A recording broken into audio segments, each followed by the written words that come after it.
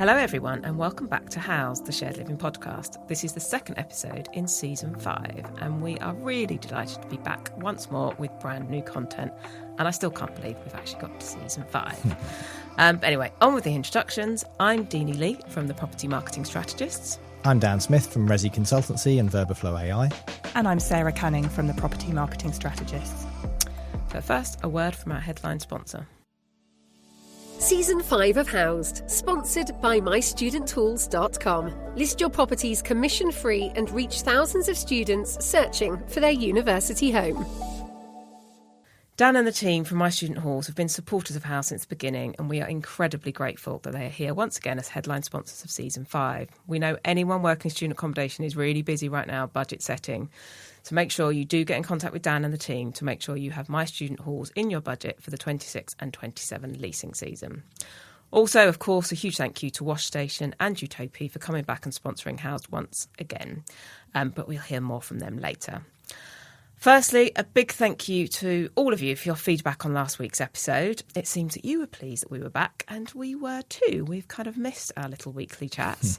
But it seems some of our conversation on the PBSA sector did hit a bit of a nerve. We probably won't spend too much long on that this week, but we will keep you updated as this conversation continues. So how are you both? Are you both all good? Very good. Very busy since last week. Obviously, the feedback was very positive. I mean, positive about a negative, I think, overall in terms of how the sector has performed this year, but had a lot of feedback from operators in particular saying, thank you very much for kind of painting a really true picture of how the market is at the moment, because when you're rent setting, investors need to know all of that. But I've been very busy fielding a lot of those calls. We're closing out the season, as you well know, although it's going to be a longer leasing season. I think we'll be selling well into October.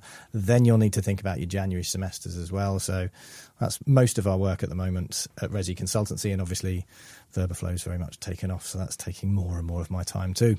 So Sarah, what have you been up to? I think, as I said last week, September, we've hit the ground running really, and it's really great to kind of be back looking at kind of operators, developers, investors, and lots of suppliers coming to us for proposals and brand workshops. So I know we say it every year, but like this is the time of year to engage with us, get us in your budgets. Particularly if you've got kind of year targets, don't leave marketing and sales until the last kind of 8 weeks and panic. So it does seem like people might be doing that this year from the amount of inquiries we've had so far this September. Good. Getting ahead of it. That sounds really positive, because we don't want to see cashbacks in the market. Definitely no to cashbacks. But for our first topic today, we're going to talk a little bit about co-living. There was an article on the BBC this week around a new community space called YorSpace, which I think the ethos of it, both Sarah and I really fell in love with, and Dan, kind of just really is co-living, that actually this is a shared community where you can share childcare, you can share tools, you car share, and actually it's a sales community, but it's bought on a place where actually the market rate will always stay at 30% below its value. And it kind of, we spoke about it so often that actually co-living never really feels quite co-living. It's just a bunch of rooms stuck together and hope let's build a community, whereas this feels it's starting from the ground up. What did you guys both think? Love it. Love everything about it. I must say it was Jake Jennings that sent the article initially, because he'd heard us talking about the Marmalade Lane scheme in Cambridgeshire, which I've referenced quite a few times. And this is another of those kind of sort of cooperative housing developments. But to clarify, it's a housing development. It's not an apartment living. So when we're talking about co-living, it was, I kind of had an epiphany really, like, oh, this is what co-living is. Yeah. Like Deanie said, have we just been calling it wrong? Like, why are we calling co-living? Because actually it's just apartments in a block and they share communal spaces, which is no different to BTR or PBSA. But this is really living alongside each other and making decisions together. So one thing that I read was the residents have invested in a shared set of solar panels through which they plan to act as their own energy supplier, and they are clubbing together to buy a cargo bike and trailer for weekly shops and to ferry children to and from school. So that's brilliant. They're working out a way to live side by side and share resources and values. And like I said, just couldn't love it anymore, really. I think that's that real sense of community that I think we're all searching for, whether it's PBSA, BTR or co-living. Actually building that community, it's not that easy by just saying, right, here's a load of studios in a massive tower block with some amenities. Getting people actually out to, really interact with other residents it's not that easy. Now, when you have more sort of housing development that could be classed as co-living, I do think that is then easier. But how can we install that then into co-living? Because co-living is still effectively studio-led BTR. I think that's what most people are sort of tending to call it. And it still feels like it's not fully standing on its own 2 feet. I mean, BTR is barely doing that at the moment because of the number of students that are living in it, and very difficult to actually develop any BTR at the moment that will, instantly fill and have young professionals left, right and centre. So I think having more examples like Marmalade Lane, like YorSpace, where you can really show that sense of community, I think that's absolutely key. And, the more we see of that, the better. Would you class this actually as single-family housing in some way, shape or form? Yeah, I think so. The other thing that I find interesting, and would love it if somebody could write in and tell us the reason for it. So this article, it also references another community housing scheme, which is in Leeds, which is called Lilac, which stands for Low Impact Living Affordable Community. And it's made up of 20 homes, and it has its own allotment site and shared space where residents regularly eat together. So it was the basis that YorSpace was built, so that cooperative. But these are both affordable. Like, why is that? Why can only affordable schemes have this kind of cooperative way of living together? Because okay, maybe it's a bit of a way of saving money because you're sharing resources. There's definitely an environmental lens on it as well, because, it's not all about kind of using stuff all the time, and not sharing it amongst other people. But yeah, it's just interesting why these are being billed as affordable rather than mainstream. Whilst you're talking, Sarah, I was just thinking that one of the things they do in YorSpace is that they do field people to be like-minded. And actually, that's one thing we talk about in PBSA all the time, is actually we don't do that. And we know universities sometimes shy away from doing that because they don't think it's the right thing to do. But you do create community, have like-minded people, and to live in your space, you have to have those ethics of, yes, I want to share those, I also want to do those things, and yes, I'm going to be part of the community, not working against it. And I guess the other thing I was thinking when you were talking, Dan, is this back down to our fascination with segregation and naming? It feels like co-living has got a name, but it doesn't really have a brand or a purpose or a talk. We just go, like you say, let's build some studio BTR and let's call it co-living and everyone will think it's great. And it's like, it doesn't work like that. Yeah. This is just homes for people, and this is homes for people with a certain ethos. And we need more of that in our building. We definitely need more of that. I'm on the website at the moment for YorSpace, and the tagline is bringing a fairer kind of housing to York.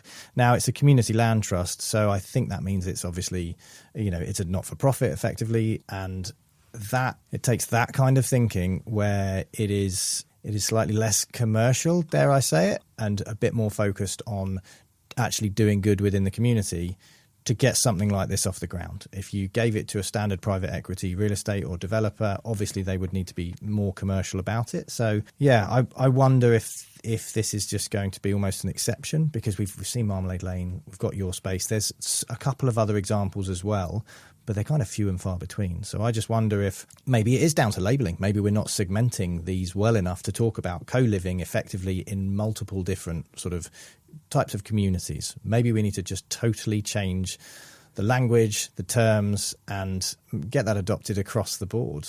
How you do that, I don't know. Does it start from the top with the likes of the British Property Federation almost dictating that? Or is it that we've tried to be sort of young and cool, and the collective kind of brought about, hey, we're co-living and this is what it looks like. It's 500 studio beds and then some big amenity space and a load of like yoga events and pet therapy or whatever it might be.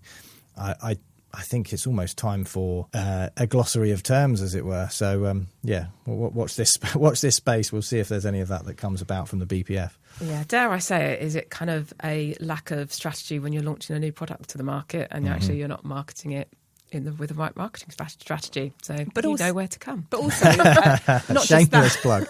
but also, and this, Deanie and I very much count ourselves as product marketeers, is finding that USP, what is the strategic point? Because you've got to differentiate yourself in the market, and, that kind of living's not going to be for everybody, and that's absolutely fine, because actually, if you don't have a niche, if you don't have a hook, you're just marketing to everybody, but then everybody is marketing to everybody.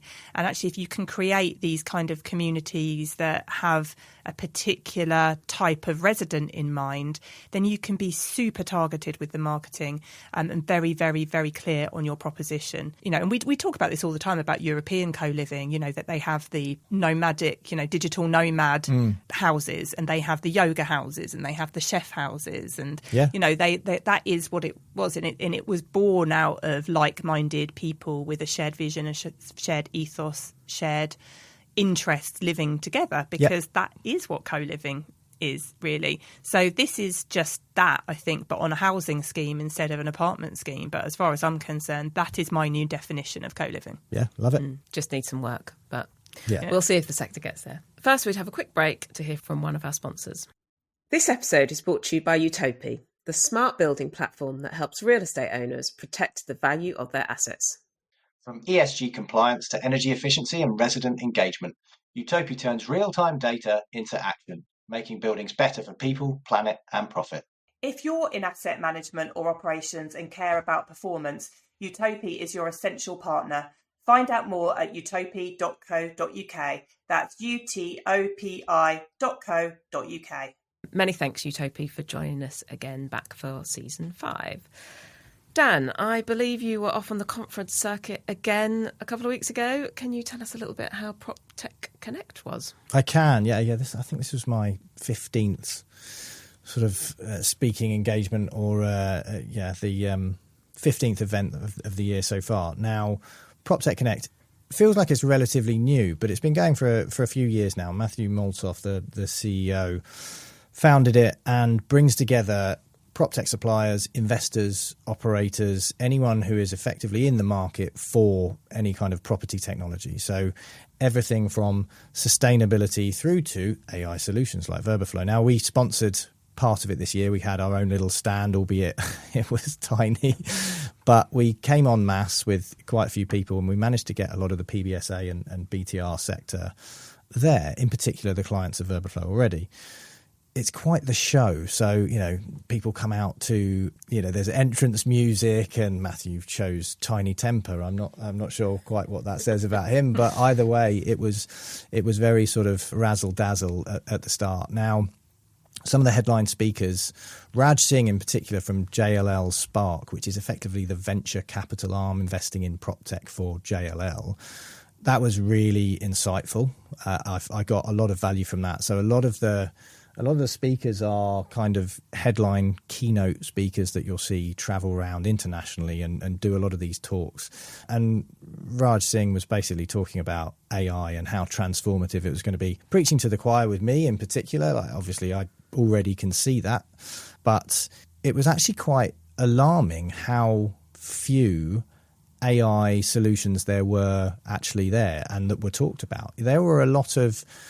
saying that, yes, there was Verberflow. There was another AI company a little further down the promenade, as it were. But realistically, not that many people were really saying, "Yep, AI is going to totally transform each of our jobs." And it was more the sort of legacy prop tech players who were there that were kind of trying to almost still prove their value in an era where AI is totally transforming every role and every department within real estate. So I think next year will be a very different affair. I think it won't be a case of what's kind of coming down the line and where is AI going to take us, and it will be what did AI do for us over the last 12 months and who hasn't got it. And it will be very, very obvious as to which prop tech providers are not employing AI and which operators and investors and developers aren't doing that too. I'm not just talking about AI because of Verberflow. I'm talking about AI because that's going to be the big transformation where we can already see some of those legacy systems are falling away from the systems architecture within PBSA and BTR and co-living as well. So you don't necessarily need a CRM anymore. That can all be taken care of by AI. And there's lots of other transformations there as well. So feels like PropTech, even though it's still relatively nascent to a certain extent, is actually still quite slow on the uptake. Are people still talking about AI being the future? They are, yes. Not the now. No. And this is that was my kind of key takeaway.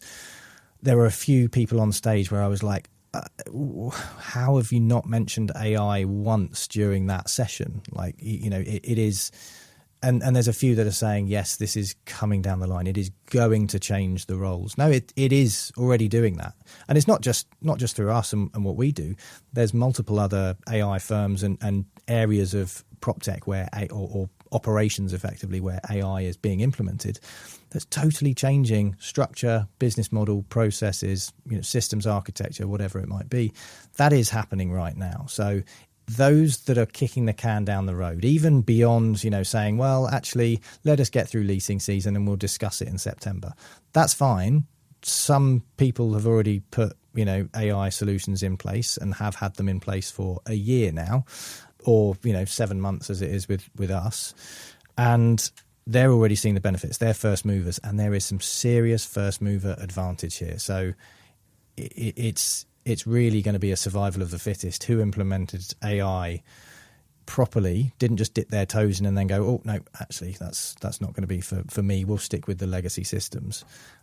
So it's fascinating to see, but it was slightly alarming that AI wasn't more of a conversation on stage. That's not down to bad curation. I think it's down to the fact that sponsors in particular are typically legacy operators, legacy PropTech suppliers, and that means that therefore they're going to be focused on selling their old wares.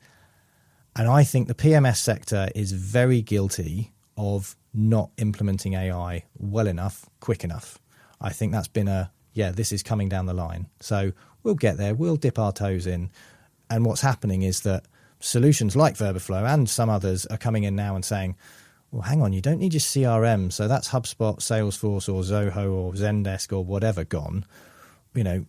What next? And that's where I think, there needs to be a lot more focus on what this is going to do within our systems architecture for every PBSA, BTR and co-living operator.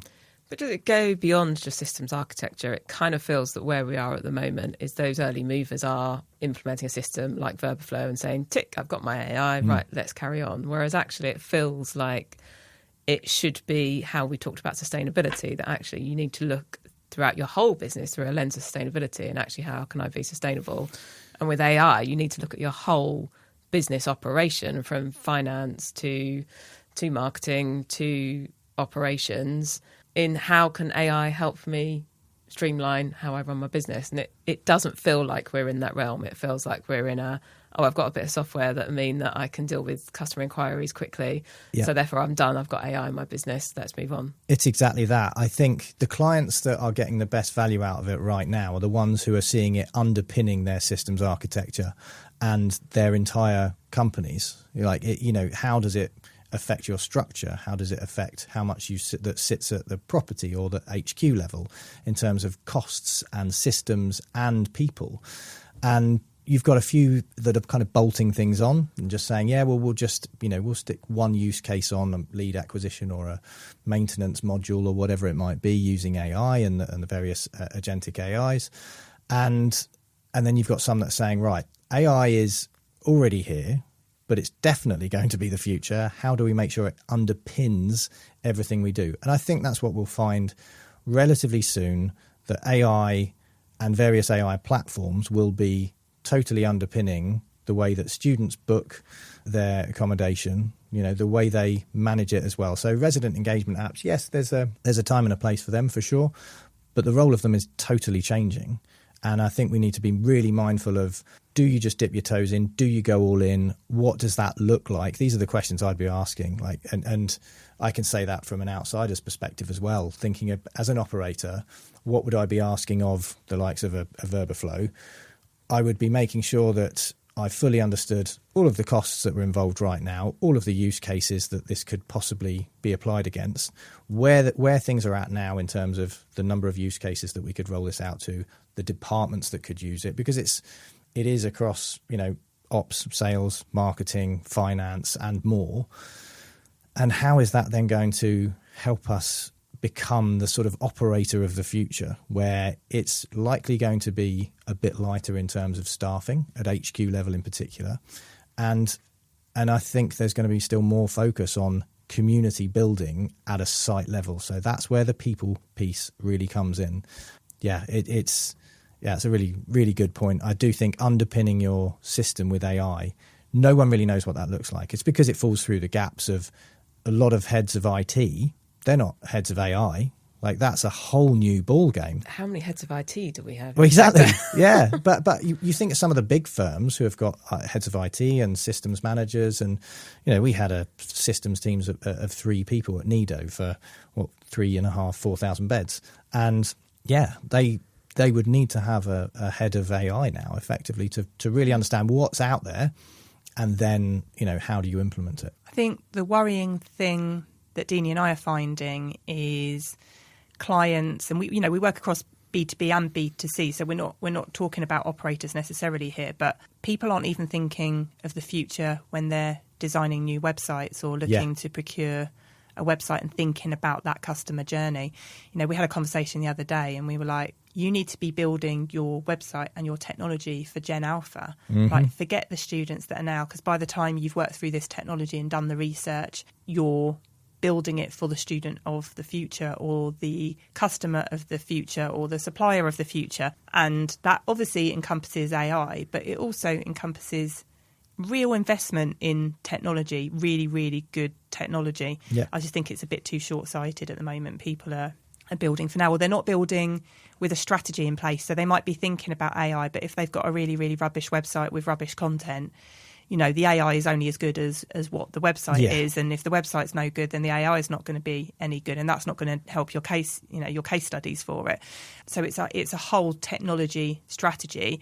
But if you're dealing with a head of IT or a head of systems, you're not, we very much believe that's not where a lot of these things sit. They sit with operations and marketing, and they should be the ones making those decisions. Yeah, it is fascinating in terms of who we try to approach when we're selling this, and who it sits with. And like I said, it typically is, even in some massive firms, there are big gaps where it might be a head of innovation, or someone focused on systems, or a head of IT, or it might actually be the COO or the ops director, or we have to approach the CEO to say, I don't know where this sits with you guys, but you need to come and see this, because this is definitely going to be the future. But I think it's because everyone is kind of in their comfort zone. Yes, it's been a tougher year this year in terms of PBSA sales in particular, and university voids and applications. But I just think that there is such an opportunity here to show that the future is already here, and it is, like I said, there's that first mover advantage. But yeah, I think we're in danger of turning this into a sponsored Verbaflow post. But I was going to say, I'm sure we'll be back to AI again. Yeah, without doubt. Yeah, but I was just going to say, it does come with investment, and that investment comes at a cost. But it is, it will save you money in the long run. But we all know that it's budget time, and it's often hard to get the investment you need in the right places. We'll just have a quick break and hear from one of our sponsors. WashStation proudly sponsor this episode of Housed. We provide best-in-class laundry solutions that complement your buildings. WashStation. Smart, green, clean. So there was a big news article in the Sunday Times a couple of Sundays ago around PBSA Ireland, where developers are digging heels in on investment as the student housing pipeline stalls, which featured John Jacobs from GSA. Investors such as GSA and Aparto are deferring investment to elsewhere in Europe because of the rent caps and other legislative changes happening in Ireland. Did you guys catch the article? What's your thoughts? I'm always really interested to see what GSA have to say, and particularly about Ireland. I was part of the GSA team that invested into Ireland all those years ago, and it was really, really interesting because we were the first people to develop purpose-built student accommodation in Ireland, in Dublin. And at that time, we were praised. PR was everywhere. Everyone was like, we are the saviours of students, because students genuinely at that time were homeless. There were students that were sofa surfing, and there were students that literally couldn't live anywhere. So GSA kind of changed that landscape, and obviously others have followed. And it has been a booming landscape really for PBSA. But even in the cycle that I was involved in, which was probably only a couple of years, it changed. And it was because everybody started pushing the rents up. Yeah. So it went from the city and the council and the government and the press being so supportive of what was happening. Within 2 years, they were, even back then, and I'm talking like 10 years ago, they were talking about rent caps back then. Obviously, it took a while for it to come through. But it's totally stopped investment, as you just said, Deenie. It's stopped building. I mean, they say that there's a shortfall of 25 to 30,000 student beds per year that could go up to 68,000 by 2035. As with most data, this fails to recognise that students are living in other non-purpose built accommodation. And there are other residential buildings being built in Ireland that students can live in. So the government have proposed a 2% cap that wouldn't apply to new buildings to incentivise construction, and it would be linked to inflation. And there's other legislation, such as from March 2026, new tenancies will be tied into a 6-year minimum rolling tenancy, and then landlords can reset rent unless a no-fault eviction occurs. But, it's really, really tricky, because we're always talking about the need for affordable accommodation, and clearly that's what Ireland want. Is they don't want rents going up, by ridiculous amounts anymore, and they don't want 51-week contracts anymore either. But there still has to be accommodation. Yeah. So stopping it isn't helping. And as you always say, Dan, the more there is, the cheaper the rents will become. But are there new investors who know what they're getting into? That was kind of my thought when I read the article, is I get it, it's changed. So people that were interested in Ireland, that maybe started going through the planning process 3-4 years ago, clearly the landscape has changed. But I don't know, if you're an investor now and you know what you're getting into, is there still an appetite for it? Is there somebody that can swoop in and do what nobody else is doing? It would just have to be the longer term capital, the institutional investors that are quite happy to sit on their assets for 20, 50 years, to be honest, to get those returns, because you won't get the sort of smaller private equity houses now interested in Ireland, just as you didn't with Scotland when rent caps were imposed. BTR ground to a halt effectively. And anywhere where there is government intervention, either rent caps or the government, the Irish government also then mandated that you had to offer a less than a 51-week contract to students as well. Again, that just makes everyone rethink PBSA and the development there. This was in Ireland last year, actually, that was brought in. So they're having to offer 40-week contracts and then extensions to sort of make up to the 51 weeks, which totally changes the investment profile. And that is where I just think there needs to be a much more coordinated approach. And there's a lot of land hogging that's going on currently in Ireland that we're seeing, where developers are just sitting on that land, or landowners are sitting on that land waiting for the government to be less interventionist. And that's no good for anyone either, because, as you said, Sarah, I say it all the time, the more you build, the cheaper the rents become, just purely from market forces. Occupancy drops, then rents have to get more competitive. That's great for the student or the renter or the resident, whoever it might be. I think that's really the only way to properly solve it. If you keep getting interventionist and you have, all of these affordability criteria, some of which we see in London and we may see in other cities for PBSA and BTR and various other developments, or you mandate tenancy lengths, you are just going to choke off that development and the supply pipeline. And we have seen it pretty much every city or every country that has implemented those.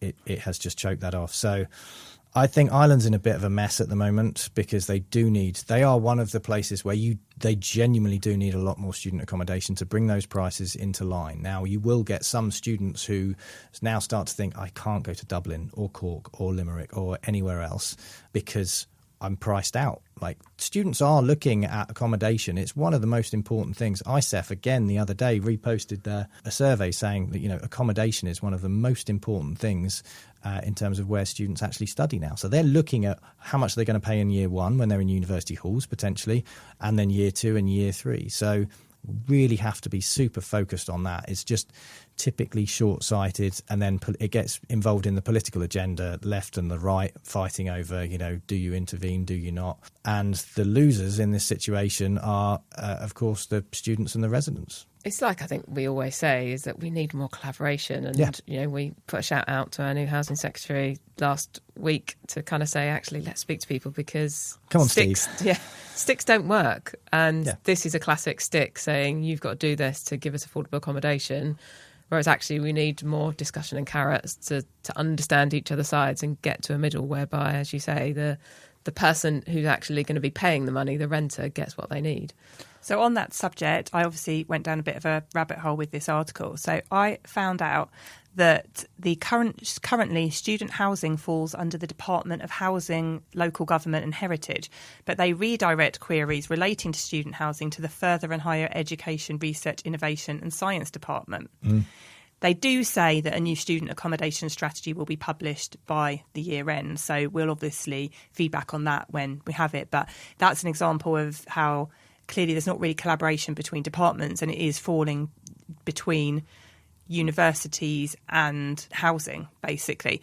And I know, Dan, you just said that, it's going to impact students the most, but actually surely it's impacting universities because, Ireland have been in a perfect position post-Brexit. They are, the golden child of Europe. Everyone wants to go to university in Ireland. Why wouldn't they? And they've always been it's been really popular with American students as well. So, it's probably went from, having lots of student accommodation, and now the universities have got more popular, and now you've probably got that supply and demand imbalance, which is why so many developers wanted to go there in the first place. So it has fallen between the cracks, but I'm sure we'll come back to it when we see how those legislative changes evolve over the next 6 months or so. Absolutely. No, we'll keep watching the story, see how it progresses. So just our final point today, that we wanted to reflect on our discussion last week, which may have seemed a little bit negative, and think about how we make this positive. If universities and PBSA do have void rooms, what opportunity does this provide? It might not always be increased revenue, but it could just give an opportunity to create initiatives to benefit residents and students. So what thoughts have we got about how we can reuse these void rooms for a positive? Yeah, I did reflect and thought we were really negative last week. But then I started thinking, OK, so there might be void beds, but what can they be used for? What are the opportunities? And actually, once I started thinking about it, I got really excited about the opportunities. And anybody listening is about to get some free consultancy because... Steady. Yeah, got all of the ideas. But actually, I'd be happy to give it away free because I think it's so important. And I think that operators could really benefit from trying some different things. If you've got void beds, don't leave them void. What's the point? You can try things that maybe you haven't had the opportunity to before.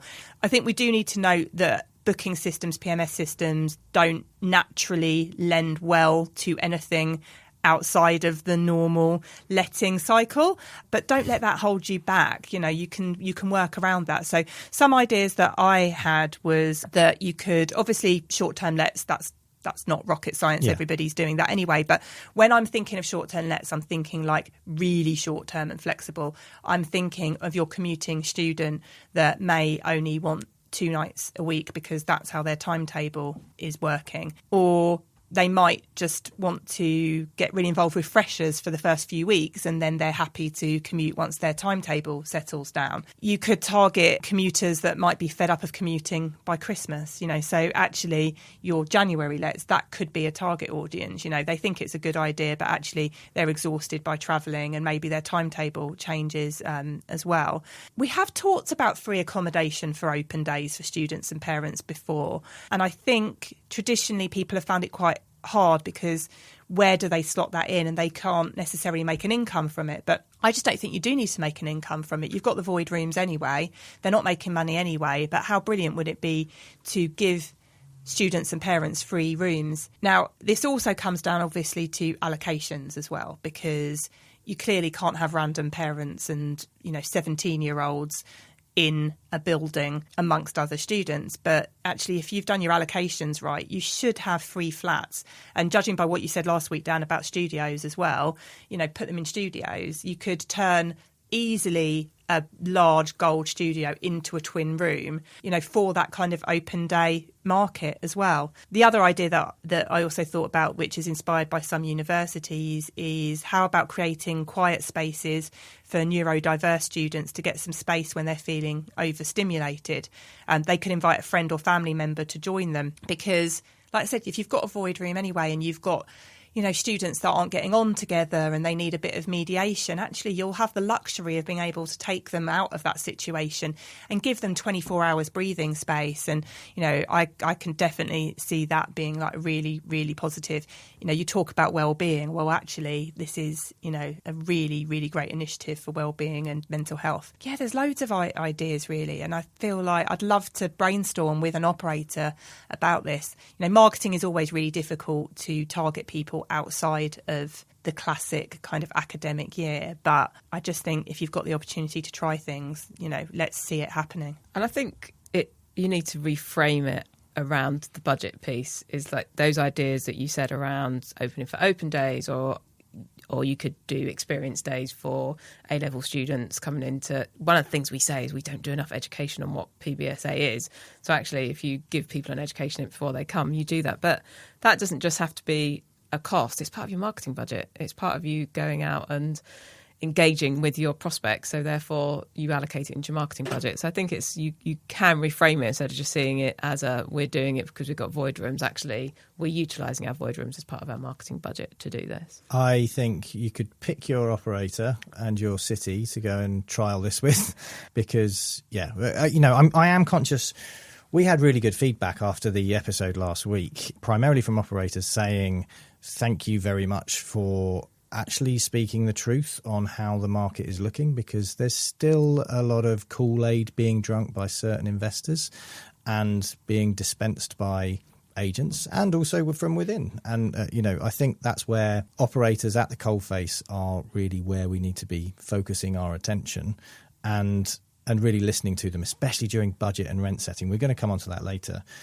But those ideas of how to fill those extra rooms, yes, so there are going to be more void rooms than there have been for a very long time. I think that short-term lets are definitely the way forward, breaking apart those term sessions and looking at semesters, because university is going to have to really focus on the January intake. You have to give the students what they want, and they typically will want, shorter term sessions and tenancy lengths.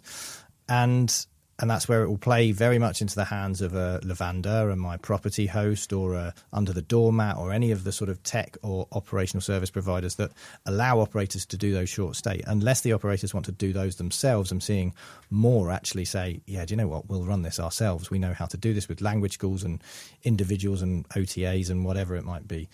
And I do think that there's more to be said there. But the rise of the commuter student, Sarah, your point there, thinking about how to attract those commuter students into your properties, I think that's absolutely key. I think that is going to save quite a few assets and really, really improve the occupancy there, because we're seeing, I can't show you it, but I've got a graph here where I can see roughly how many students I think are commuting across the country, and the number has risen pretty dramatically year on year since 2018 or so.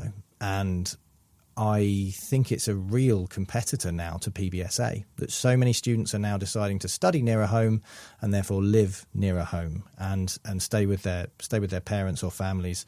It's primarily obviously domestic students, but also there are some international students that are doing this too. So how do we attract them into PBSA, showcase them, or BTR, showcase that this is such a great place to live and that's such a value add to your life experience whilst you're at university, and that you're really missing out by staying at home. And that is where that comes, the sort of short weekend stays or the weekday stays or whatever it might be. Just be a bit more creative. PMS systems are not remotely set up for this. And that is one of my bugbears. It's still very difficult to sell on a nightly basis when they're used to selling on a weekly or a monthly basis. So that has to change. And there are some tech solutions out there allowing operators to do this. But I think that's the only way that you're going to be filling those voids right now. And, again, looking at those marginal gains, which all investors are keen on, even if you're just upping your occupancy by 1-2% just because you're targeting commuter students on an annual blended basis, that will honestly start to make the difference. We are at that marginal gains piece now. It's not just, we did 51-week contracts and we're 45% full with those. Well, then we did, 44 weeks, and then we filled up with another 20%, and then we did semesters. You're going to have to really start focusing on this to get to 100%, because very few operators are actually at 100% at the moment. But I guess it's a starting point, isn't it? With any new product, you've got to start somewhere, and it's not going to be flying off the shelves in the first year, but you've got to test it and trial it and see it, and then you build from there. That's kind of what I was going to say as well, is we've talked before about how short-term lets shouldn't be a plan B. It should be a strategic part. And it has to be, because actually, like I said, a lot of it is reliant on really clever allocation models. And if you've got void rooms now, you can play with some of those things. But wouldn't it be great that actually you are able to hold rooms and hold flats back next year because you've strategically decided to do it because of the benefit that it brings? And what I would say as well is that all of those ideas, I think, are equally valid for universities as well. And we know universities have got void beds as well. So I think that try it. Yeah. With all of these, unless you're changing the configuration, but even so, they're very, very low cost solutions, really. Yeah. Yeah. Well, to our listeners, do reach out to us if any of you are trying anything innovative or new, because we would absolutely love to hear from you. But that's all we've got time for this week. So a big thank you to My Student Halls for being our headline sponsor for the season. Your support is really hugely appreciated. Thank you. And of course, a big thank you to Utopia and WashStation for coming on board again for season 5. We're grateful for your support. We hope you've enjoyed listening to this episode as much as we have enjoyed recording it. I know that I've missed out catching up on all the shared living news, and as ever, if you have any hot topics or ideas of what you want us to cover in season 5 from the PBSA, BTR, co-living, later living, HMOs and university accommodation sectors, please do get in touch with us at hello@housedpodcast.com. We will see you next week.